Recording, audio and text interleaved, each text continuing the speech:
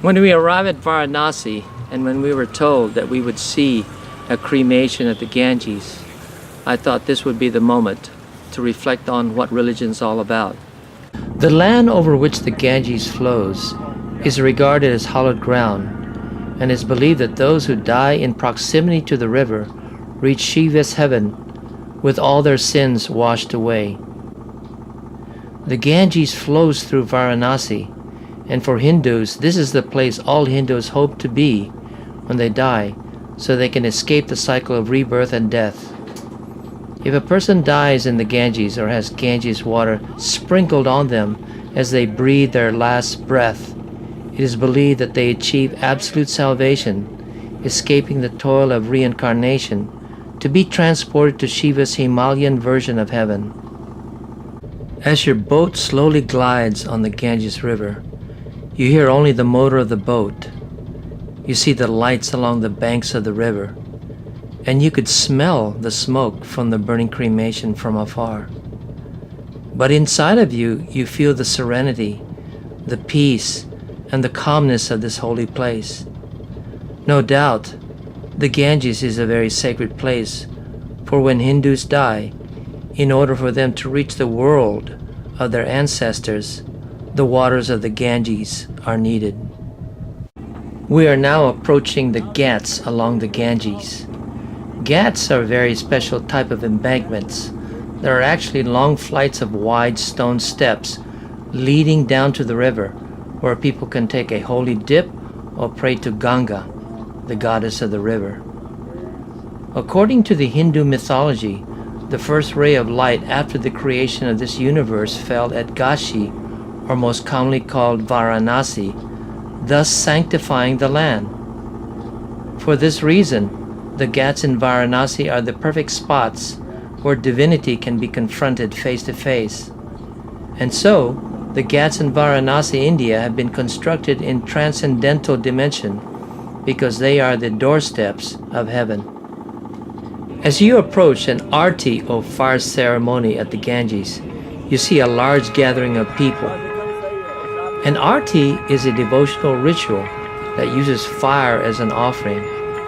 It's usually made in the form of a lit lamp, and in the case of the Ganges River, a small diya with a candle. The lamps are lit and circled around by the pandits, or Hindu priests, in a clockwise manner, accompanied by songs in praise of Mother Ganga.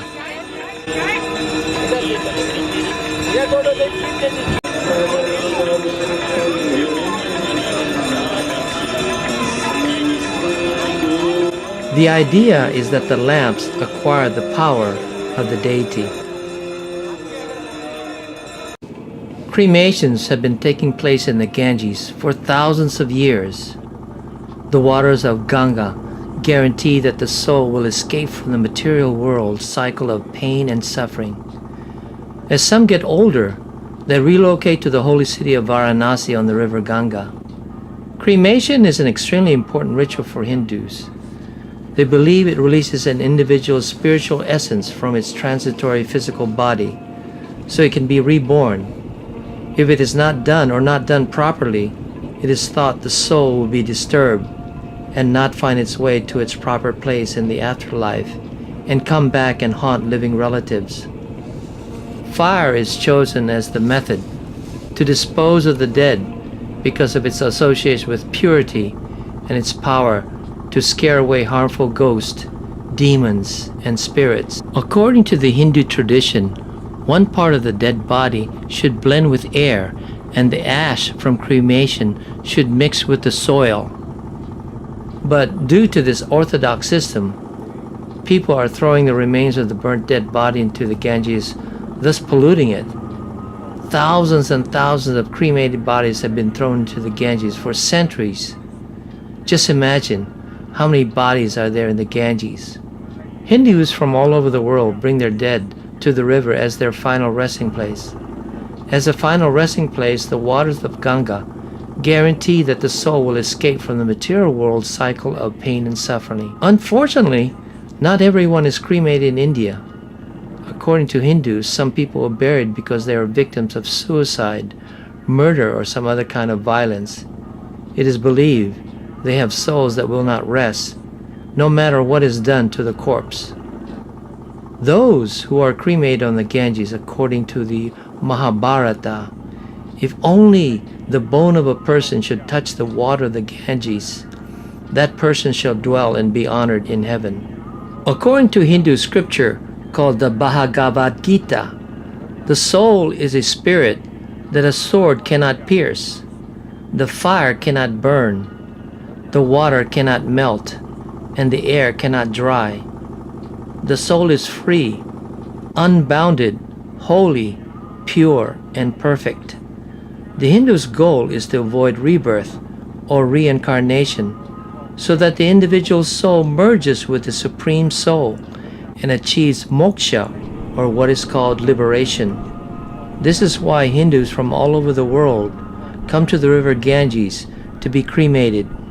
After experiencing the sacred and spiritual ritual at the Ganges, the OIT members were each given a candle from which they could make a silent prayer and then float the candle onto the holy river of the Ganges. This event was truly the most spiritual and memorable event I have ever experienced in my life. In the Western world, people believe you have but one life to live.